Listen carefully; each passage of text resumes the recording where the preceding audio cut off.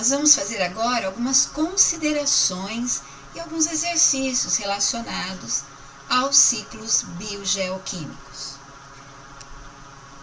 Quais são essas considerações que nós vamos falar a respeito dos ciclos biogeoquímicos como um todo, seja ciclo do nitrogênio, do oxigênio, do carbono, da água ou de algum mineral? Primeiro, gente, o que é basicamente um ciclo biogeoquímico? É um fluxo de elementos químicos, sejam eles hidrogênio, carbono, oxigênio, nitrogênio, né, que vai passar do meio abiótico para o meio biótico. Ou seja, esses ciclos biogeoquímicos, eles compreendem a biosfera, que corresponde aos seres vivos do planeta, a atmosfera, camada gasosa que envolve a Terra, a hidrosfera, tudo que está relacionado ao meio aquático, né? E a litosfera, que são os ambientes terrestres. A relação que se estabelece entre todos esses fatores que compõem a natureza é que nós chamamos de ciclo biogeoquímico. O que é necessário para que ocorra um ciclo biogeoquímico? Primeiro, gente, é necessário que haja um reservatório do elemento químico no meio ambiótico. Por exemplo, reservatório de água nos rios, lagos, lagoas, oceanos, a água higroscópica, que é aquela água infiltrada no solo. Esse é um reservatório do elemento água, né?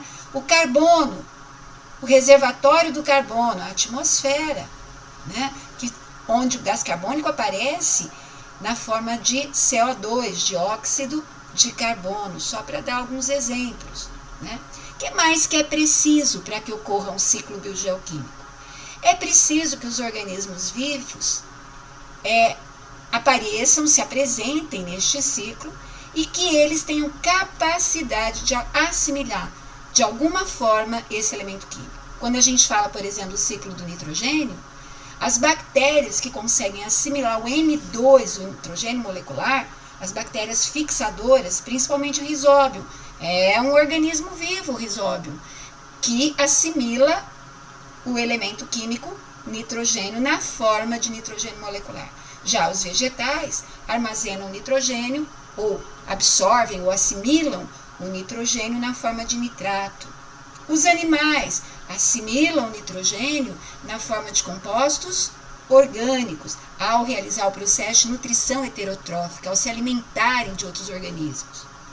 E outro fator que é necessário para que o ciclo aconteça é que haja uma possibilidade de circulação do elemento químico no meio ambiente.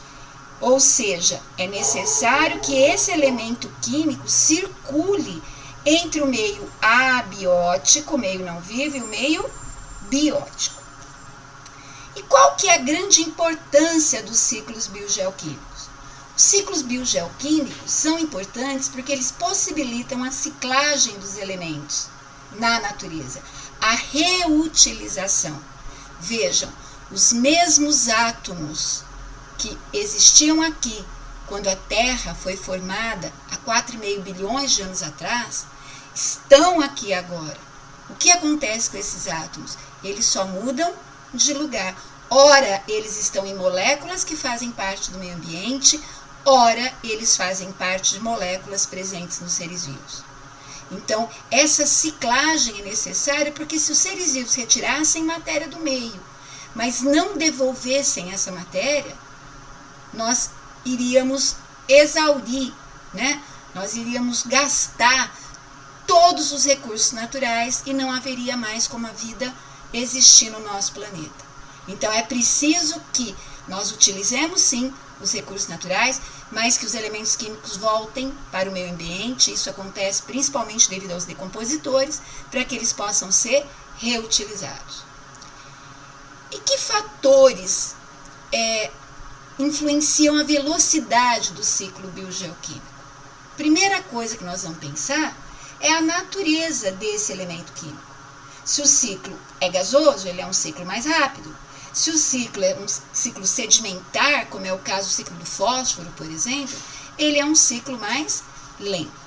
Agora prestem atenção. Os recursos naturais estão lá na atmosfera. Nós vamos falar dessa velocidade do ciclo. Estão na atmosfera, na litosfera, na hidrosfera. Os seres vivos, de forma geral, sejam eles animais, vegetais, micro-organismos, os seres vivos retiram este material do meio e transformam o material do meio em produtos. E esses produtos são utilizados pelos seres vivos ou vão fazer parte do seu organismo. Tudo bem. Só que à medida em que nós transformamos recursos naturais em produtos e utilizamos esses produtos, nós vamos gradativamente deixando resíduos. E esses resíduos são devolvidos para o meio ambiente, eles sofrem ações que permitem sua devolução para o meio ambiente ao sofrer os processos de degradação, né? Então, eles retornam para a atmosfera, retornam para a hidrosfera, retornam para a litosfera, principalmente por meio da ação dos organismos decompositores. E agora nós vamos falar de tempo. Então, prestem atenção nessa situação, olha. Vamos chamar de T1 o tempo que os seres vivos gastam para transformar recursos naturais em produtos. Vamos chamar de T2 o tempo que os seres vivos levam para transformar produtos em resíduos. E vamos chamar de T3 o tempo que os seres vivos gastam para devolver para o meio abiótico os recursos naturais que foram tirados dele. Então, se esse tempo for equilibrado, nós não teremos problemas, nós não teremos desequilíbrios nos ciclos biogeoquímicos. Como assim se esse tempo for equilibrado? Então, imaginem só, se eu somar o tempo que o organismo leva para transformar recurso em produto, se eu pegar T2, o tempo que o organismo leva para transformar produto em resíduo. Se esses dois tempos, a soma deles, for igual ao tempo em que nós levamos para devolver os resíduos para o meio ambiente, os recursos naturais, então nós teríamos uma situação de equilíbrio. Olha, eu tiro, mas depois eu devolvo, na mesma proporção. Ou seja, eu tirei recurso, devolvi recurso na mesma proporção, no mesmo tempo, que bom, nós vamos manter esse ecossistema equilibrado. Mas, principalmente depois da Revolução Industrial, o que nós fizemos que provocou desequilíbrio nos ciclos biogeoquímicos? Vejam, nós desenvolvemos tecnologias que permitiram que nós retirássemos recursos do meio com muito maior rapidez. Nós usamos esses recursos e transformamos esses recursos em resíduos também rapidamente. Nós descartamos, nós desperdiçamos muita coisa rapidamente. E nós acabamos produzindo resíduos de difícil degradação, plástico, né? Bitucas de cigarro, materiais que são de difícil degradação. Então, o que nós fizemos? Nós aumentamos a velocidade de retirada dos recursos naturais, de transformação de recursos naturais em resíduos, porém nós lentificamos a devolução desse recurso para a atmosfera, para a hidrosfera, para a litosfera, para o meio ambiente. Então nós estamos tirando e a devolução tem sido mais lenta. Então quando a gente soma o tempo que eu gastei, que o ser vivo gastou para retirar o recurso, mais o tempo que ele levou para usar esse recurso e transformar em resíduo, ele tem sido muito menor do que o tempo que a gente está levando para devolver esse recurso para o meio. Com isso, a gente provoca uma alteração nos ciclos biogeoquímicos e, consequentemente, isso gera uma deterioração da qualidade de vida dos organismos, nos ecossistemas de forma geral, na biosfera de forma geral. Então, a velocidade dos ciclos biogeoquímicos é muito importante, né? Outra coisa que tem influenciado é a taxa de crescimento dos seres vivos e sua decomposição. Por quê, gente? Porque quanto maior é o crescimento populacional, mais matéria orgânica fica retida. E maior vai ser o consumo de recursos naturais. E maior vai ser a deposição de resíduos. Se nós pensarmos, por exemplo, na taxa populacional humana, vocês vão pensar, o ser humano, desde que ele surgiu na face da Terra, né, os primeiros hominídeos, há mais ou menos 10 milhões de anos atrás, 1 milhão de anos atrás, desculpem, né? O que aconteceu? Nós levamos desde 1 milhão de anos atrás até mais ou menos o ano de 1899, tá? Até o século 20, início do século 20 depois de Cristo, 1899, 1900, 1901, nós levamos todo esse tempo, basicamente 1 milhão de anos, para que o Homo sapiens pudesse atingir a cifra de 1 bilhão de habitantes no planeta. Do início do século 20, final do século 19, início do século 20, até agora, século 21, segunda década do século 21, nós praticamente transformamos 1 bilhão de habitantes em mais de 7 bilhões. Então, o crescimento da população humana foi exponencial. Ora, quanto mais seres humanos, isso levando em conta a população humana, maior vai ser a quantidade de matéria orgânica que nós armazenamos no nosso organismo, né? Maior vai ser o consumo dos recursos naturais, então nós consumimos mais água, nós consumimos mais alimento, né? E a deposição de resíduos também vai ser bem maior. E a velocidade do ciclo, ela vai sofrer alterações e vai sofrer desequilíbrio, porque a retirada dos elementos acaba sendo, e o uso deles acaba acontecendo de forma muito mais rápida e mais acelerada do que a devolução deles para o meio, né? Isso produz problemas nos ciclos biogeoquímicos. E já que nós estamos falando de seres humanos, nós vamos falar da ação antrópica. O que é a ação antrópica? Antros significa homem. Então, a ação do ser humano na natureza produzindo alterações na velocidade dos ciclos, né? Dos processos que ocorrem no ciclo. Então, a agropecuária, a industrialização, a urbanização, transportes, tudo isso gera alteração do ciclo biogeoquímico por aumentar a retirada de recursos naturais e lentificar a devolução deles. Isso gera o quê? Isso tem gerado poluição, isso tem gerado desmatamento, geração de produtos, né, de resíduos com decomposição muito lenta, né, que vão se acumulando no meio, tem gerado alterações climáticas, tanto no sentido da temperatura, como do regime de chuvas, a pluviosidade, tem mudado as características de solo, né? Então, a ação antrópica no meio tem influenciado enormemente a velocidade e o equilíbrio dos ciclos biogeoquímicos. Bom, agora vamos fazer alguns exercícios para nós fixarmos esses conteúdos. Então, esse exercício é um exercício interessante do ciclo do nitrogênio, vamos ler lá. A adubação verde é uma prática utilizada pelos agricultores em várias regiões do mundo para recuperar os solos degradados pelo cultivo, para melhorar aqueles que são naturalmente pobres ou para conservar os que já são produtivos. O que é a adubação verde? Ela consiste no plantio de espécies de plantas como as leguminosas, soja, feijão, alfafa, tanto em conjunto com outras plantas, o que a gente chama de plantações consorciadas, né? Eu planto milho e planto feijão, é uma plantação consorciada. Como em períodos alternados, que a gente chama de rotação de cultura. Então, este ano eu planto milho, ano que vem, no mesmo terreno, eu planto feijão. O que acontece aí? As leguminosas são utilizadas como adubo verde. Por quê? Suas raízes são capazes de associar a bactérias, nós vimos que são as bactérias do gênero Rhizobium, E essas bactérias fixam o gás nitrogênio diretamente do ar presente no solo.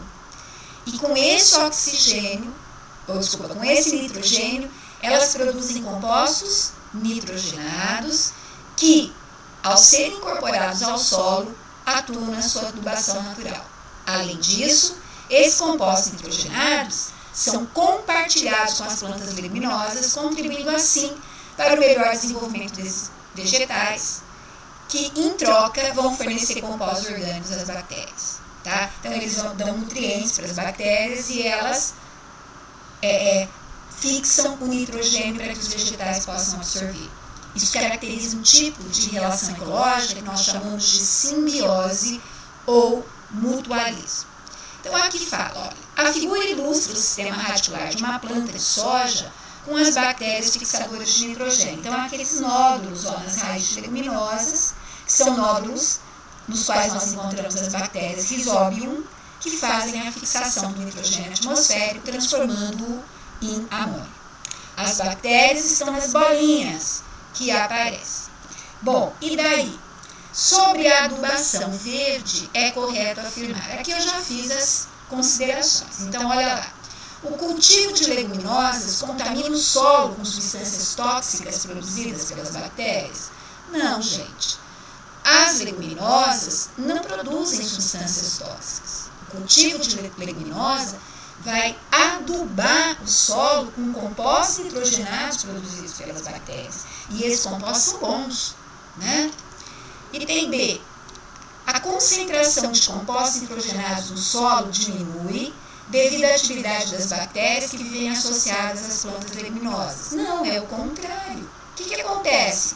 As bactérias que estão lá nos nódulos das raízes leguminosas produzem compostos químicos como a amônia, e depois essa amônia vai sofrer a nitrificação, né? Vai transformar em nitrito, depois em nitrato. Então vai enriquecer o solo com nitrogênio. A leguminosa serve como adubação verde para enriquecer o solo com compostos nitrogenados.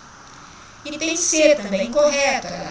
O cultivo de leguminosa aumenta o custo de produção agrícola, pois será preciso comprar adubo nitrogenado para suprir a falta desse elemento químico no solo.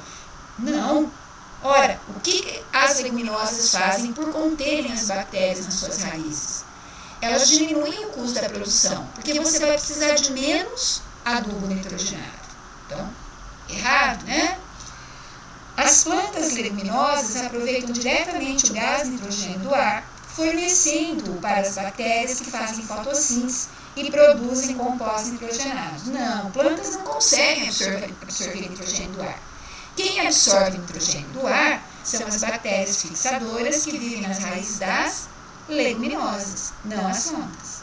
E por fim, a E, a alternativa correta, as bactérias que vivem nas raízes das leguminosas fixam o gás nitrogênio, transformando-o em compostos nitrogenados. Verdade, elas pegam N2, fazem o processo de fixação e convertem o N2 em amônia. Né? Essa amônia depois lá no solo vai sofrer a ação das bactérias nitrificantes e aí sim ela se transforma em nitrato, que vai poder ser absorvido pelos seres vivos. Então a alternativa E é a alternativa correta. O segundo exercício que nós vamos comentar é: o nitrogênio é um elemento presente nas moléculas de aminoácidos, unidades que formam as proteínas, e nas bases nitrogenadas, que são os componentes dos ácidos nucleicos. O ar atmosférico tem na sua composição de nitrogênio molecular, tem 78% na composição, sendo, portanto, o principal reservatório desse gás. As afirmativas a seguir estão relacionadas ao ciclo do nitrogênio. Nós vamos julgar essas afirmativas. Então, olha lá, primeira afirmativa. O nitrogênio atmosférico é transformado em amônia pelas bactérias fixadoras de nitrogênio presentes no solo ou em associação com raízes de leguminosas ou ainda por cianobactérias presentes na água. Verdade, afirmação correta. 2. As bactérias nitrificantes transformam parte da amônia em nitrito e depois em nitrato. Correto, essa é a sequência. Né? A amônia foi produto da fixação pelas bactérias fixadoras, aí essa amônia sofre um processo chamado nitrosação, que é a transformação em nitrito, e posteriormente a nitratação, que é a transformação em nitrato, correto também. As bactérias desnitrificantes transformam amônia em nitrato em nitrogênio gasoso que volta à atmosfera, correto. As bactérias desnitrificantes vão fazer ações químicas que acabam produzindo N2, tá? Quarta, as bactérias decompositoras transformam os resíduos nitrogenados inorgânicos em amônia. Não, onde está o erro aqui? No inorgânico. As bactérias decompositoras transformam resíduos nitrogenados orgânicos em amônia, tá? E quinta, o nitrito e o nitrato são utilizados na produção da amônia. Não, é o contrário. Na verdade, a amônia, ao sofrer processo de oxidação pelas bactérias nitrificantes, é que vai ser transformada, vai ser convertida em nitrito e posteriormente em nitrato. Então, das 5 afirmações estão corretas, A1, A2 e A3, e a alternativa correta, que é a alternativa A. Bom, esperamos que vocês tenham gostado das explicações, né, sobre os conteúdos que nós discutimos nesses slides, desses exercícios, que vocês tenham tirado todas as dúvidas, né, a respeito disso, e até mais com mais matéria sobre ecologia.